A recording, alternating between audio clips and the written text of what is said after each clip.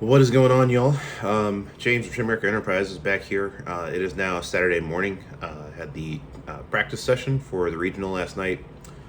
Felt like it went pretty well, honestly. So just kind of update you a little bit on what I'm seeing and kind of what I think the play is going to be for qualifying later today. So let's see. First things first, the lane surface. It hooks a lot. Through my 2000 grit reality, the pin down one, like 5 minutes into practice, and it hooked the arrows.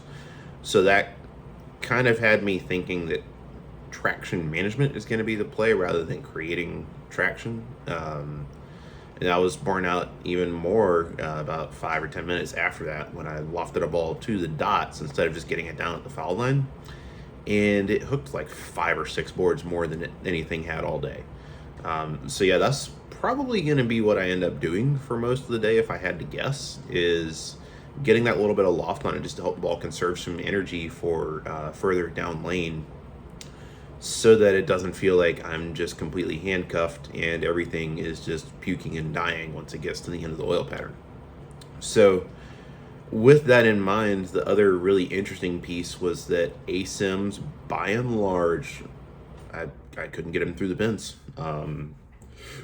See, I threw my reality, the standard reality, hooked instantly, wrong ball. Shiny reality looked okay-ish. It probably looked the best out of the ASIMs that I threw, if I'm being honest. But whenever I was in window with that, my Axiom always looked better in the practice session. It was just, and let's see. Also, I didn't throw my altered because if the shiny reality isn't there, the altered probably isn't either. I did throw my obsession tour, which is technically asymmetric, but I don't kind of think of it as such.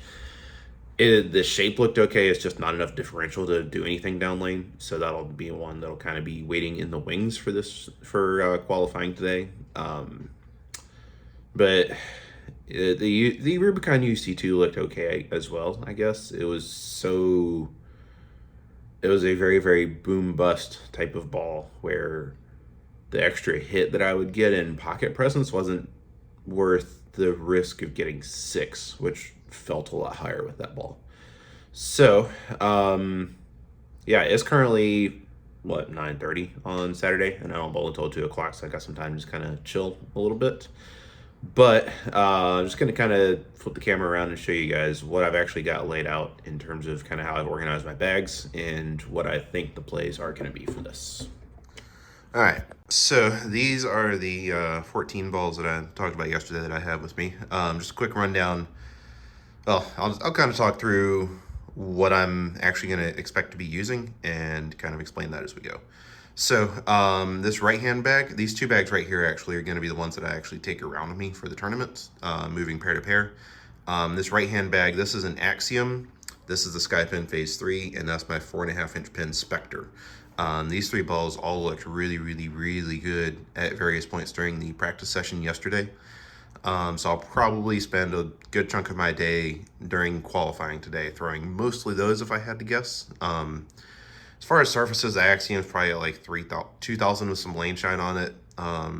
Phase 3 is basically shiny. Spectre is basically shiny. I might touch those with a pad before we bowl today. I'm not sure. I haven't really decided yet.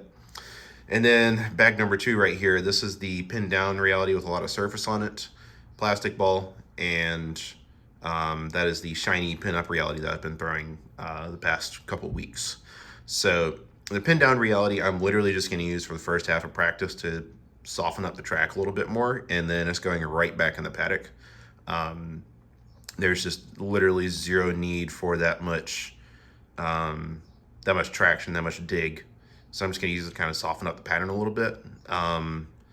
Once I am done with that, moving over here to the other 2 bags, these 2 rollers, this one and this one, I'm just going to leave them in the paddock with extra stuff that I'm not using at the time. So this bag right here, this is a 5-inch pin Power Torque. This is the Sky Pin Wolverine. That's the Sky Pin Nova. The Nova looked terrible during the practice session yesterday, so I'm just going to stick it in the paddock just in case. But I don't really see myself using this Nova over the shiny pin or the shiny reality. The Wolverine is my ball down from the Spectre in Phase 3, and it looked really, really, really good at that. So that'll come out of the paddock probably later in the block. The power torque is the other one that might, realistically, once I put the standard reality back in the paddock, one of these two, the Obsession Tour or the power torque, will probably take its place in the walk around bags. Just kind of depends on what I'm seeing from the lanes at that point. The other two over here, Hustle Camo, I didn't throw it, but just seeing what I was seeing from the lanes, it was not going to be the right ball. And then that's the Rubicon UC2, the 5-inch pin UC2 up there in the top left. If down lane is absolutely screaming today, then I think the Obsession Tour and Hustle Camo might actually be in play, which will probably bring the power torque in play as well. But I don't really see that happening, and especially remembering from last time I bowled on Shark, in a setting like this, I needed the extra down lane motion, which is why I'm focusing mainly on Axiom Phase 3 Spectre. So then also over here on the right, we got the Altered Reality, which I have zero plans to throw that ball at all this weekend, and the Purple Hammer.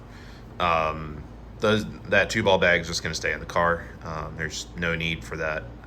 I ended up deciding to skip the sweeper last night. Got done with the practice session. I was just kind of tired and didn't feel like bowling and wanted to go get a nice meal and go back and chill in my hotel room. So ended up doing that. Destroyed a ribeye from Longhorn Steakhouse, and it was very much worth the wait. So anywho, that is what I've got equipment-wise for the weekend. I'm going to throw in a few video clips that I got from the practice session, just kind of show you guys roughly what the lanes are doing. And yeah, got about 4.5 hours or so before the fun really starts. And yeah, till then, see y'all next time.